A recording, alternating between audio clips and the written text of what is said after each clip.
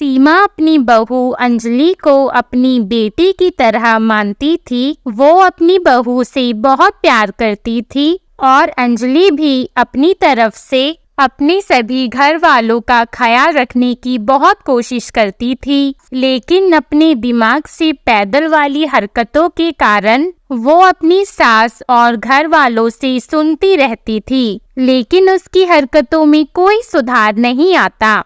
ऐसे ही एक दिन सीमा हाथों में ठंड के कपड़े लेकर उसके कमरे में आती है और कहती है, बहू ये ठंड के कुछ कपड़े हैं, एक काम कर तू पहले इनको धो ले। वैसे भी ठंड आजकल बहुत ज्यादा बढ़ गई है और धूप भी नहीं निकलती, जिसके कारण कपड़े भी जल्दी नहीं सूखते हैं, इसलिए तू सारे काम छोड़कर पहले कपड़े ही धो ले।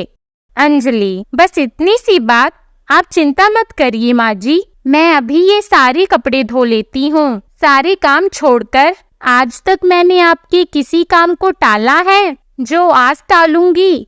सीमा, बस कर बहू, ज्यादा मक्खन मारने की जरूरत नहीं है, जाकर काम कर जो बोला है। और हाँ, इन कपड़ों के साथ और कोई कपड़े मत डालना, पता चला पिछली बार की तरह सारे कपड़े एक साथ डाल दे और उनका कलर छूटकर मेरे इन नए कपड़ों पर लग जाए। अंजलि, माँ जी गलती एक बार होती है, बार बार नहीं। आप चिंता मत करिए, मैं इस बार कोई गलती नहीं करूँगी, ना ही आपको शिकायत का कोई मौका दूंगी। सीमा, चलो अच्छी बात है, अगर तेरी आदतों में सुधार आ रहा है तो। वैसे मुझे तो ये यकीन नहीं है कि तू अपना कोई भी काम सही तरीके से कर लेगी, पर लेकिन चलो देखते हैं इस बार तू क्या करती है। सीमा इतना कहकर सारे कपड़े अंजलि को देकर वहां से चली जाती है, जिसके बाद अंजलि बाथरूम में जाकर अपनी सास के दिए हुए सारे कपड़े टब में डालकर रखकर अपने कमरे के बाकी कामों में लग जाती है। और कुछ दिन बीत जाते हैं, तभी एक रोज सीमा अंजलि को बुलाती है, अपने दिए कपड़े वापस मांगती है, जिसपे अंजलि बाथरूम में जाकर कपड़ों से भरा हुआ टब लाकर अपनी सास के सामने रख देती है, जिसे देखकर सीमा कहती है, ये क्या है? अंजलि, माँ जी ये वही कपड़े हैं जो आपने मुझे धोने के लिए कहा था। देखिए मैंने सारे कपड़े धो दिए हैं और इसमें किसी और कपड़े का कलर लगने भी नहीं दिया। अब तो मैं समझदार हो गई हूँ ना, अब तो आप मुझे दिमाग से पैदल बहू नहीं बोलेंगी ना? सीमा, तू मेरी दिमाग से पैदल बहू थी और हमेशा रहेगी, तेरा कुछ नहीं हो सकता। सत्यानाश हो तेरा। आज 4 दिन से तूने मेरे इतने महंगे और नए कपड़ों को टब में भर कर रखा हुआ है। मैं तो सोच रही थी अब तक मेरे सारे कपड़े सूख कर प्रेस भी हो गए होंगे, लेकिन नहीं, यहाँ तो। अंजलि, माँ जी आपकी ये बात तो बिल्कुल भी सही नहीं है। आपने मुझे सिर्फ कपड़े धोने के लिए कहा था, ये तो कहा ही नहीं था कि इसे धूप में ले जाकर सुखा दो। सीमा, इसलिए मैं तुझे दिमाग से पैदल बोलती हूँ। अरे नालायक, इतना दिमाग तो सबके अंदर होता है कि अगर कपड़े धुलने को बोला गया है तो सुखाना भी होता है। तू मुझे बता, क्या तू रोज सारे कपड़े गीले ही पहनती है, सुखाती नहीं है?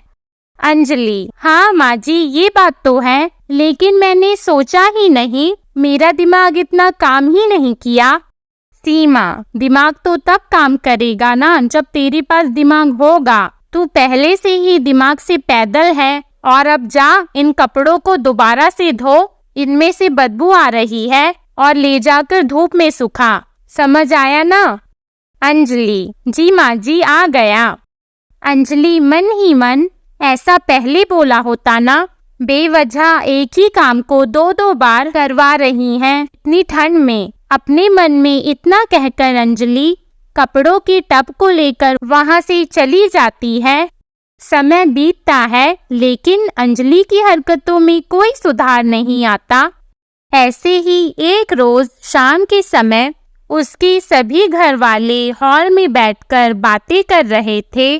तभी अंजलि वहां आती है और अपनी सास को कहती है, माँ जी, शाम हो गई है, बताइए खाने में क्या बनाना है, मैं अभी बना देती हूँ। संजय, माँ 1 मिनट, यार क्या तुम जब देखो खाने के पीछे पड़ी रहती हो?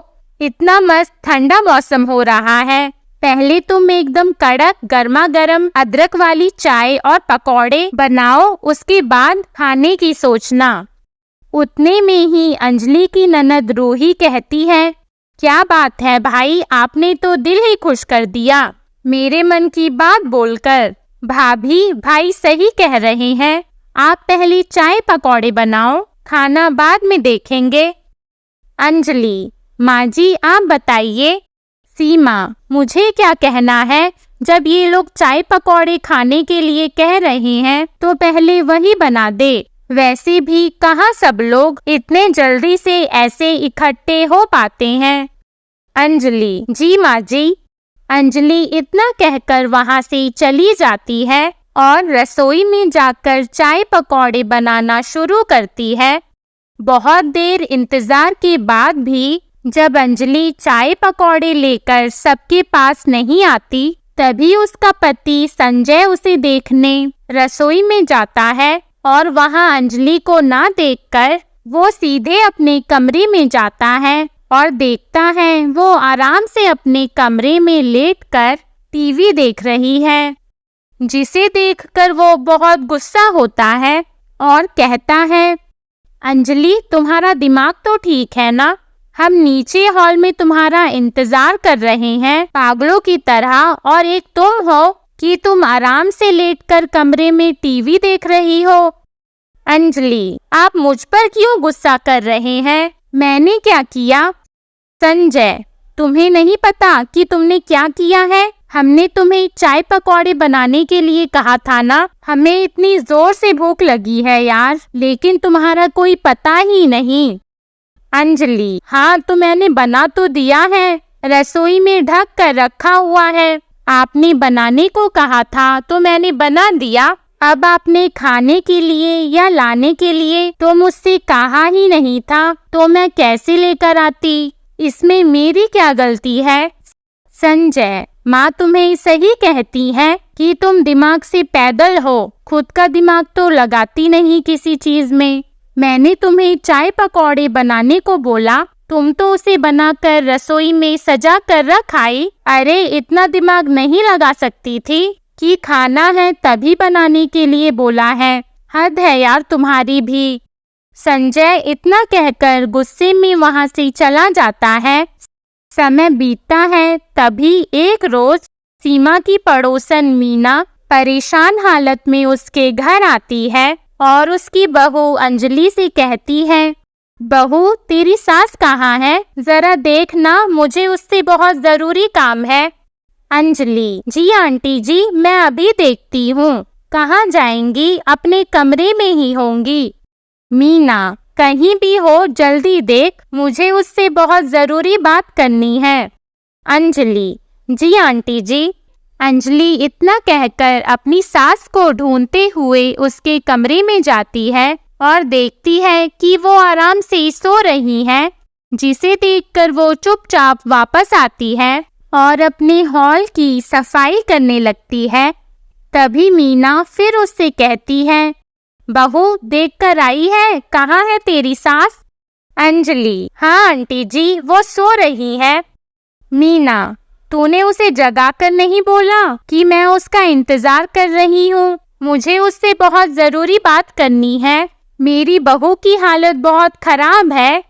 अंजलि, ये क्या बात हुई आंटी जी? आपने बोला था ना कि जाकर अपनी सास को देख कर आओ। ये तो बोला ही नहीं कि बुलाकर भी लाना।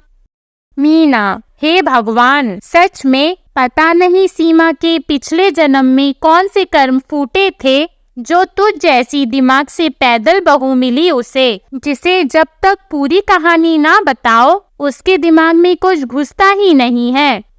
अंजलि, आंटी जी मैंने क्या किया? पूरी बात तो खुद नहीं बोलती और मुझे सुना रही हो, ये तो कोई बात नहीं होती। मीना, अरे ओ दिमाग से पैदल बहू, इतनी देर से मैं यहाँ खड़ी होकर चिल्ला रही हूँ, कि मुझे तेरी सास से जरूरी बात करनी है, तब क्या तू बहरी थी या पागल थी जो तुझे समझ नहीं आया कि मैं तुझे तेरी सास को बुलाने के लिए कह रही हूँ। अंजलि, आंटी जी, आपने माँ जी को देख कर आने के लिए कहा था, बुलाने को नहीं। मीना, अरे हाँ ठीक है मेरी माँ, गलती हो गई जो मैंने तुझे पूरी कहानी नहीं बताई। अब तू परे हट, जाने दे मुझे, किसी काम की नहीं है तू। मीना इतना कहकर गुस्से में अंजलि को अपने आगे से हटाकर भागते हुए सीमा के कमरे में जाती है और उसे जगाकर सारी बात बताती है, जिसे सुनकर वो तुरंत मीना के साथ उसके घर जाती है और उसकी बीमार बहू को हॉस्पिटल में एडमिट करवा के अपने घर आती है और अपनी बहू को उसके पैदल दिमाग के चलते सुनाते हुए कहती है, बहू, अब मैं तेरे इस पैदल दिमाग से हार गई हूँ। तेरे अंदर इतना भी दिमाग नहीं है कि अगर कोई तेरे घर पर आकर कह रहा है कि उसे जरूरी काम है, बात करनी है किसी इंसान से, तो तुझे उस इंसान को बता देना चाहिए। अगर आज मीना की बहू सही समय पर हॉस्पिटल नहीं पहुंचती तो उसकी जान पर बनाती और सारी उम्र का सुनना हो जाता। कभी तो अपना दिमाग लगा लिया कर।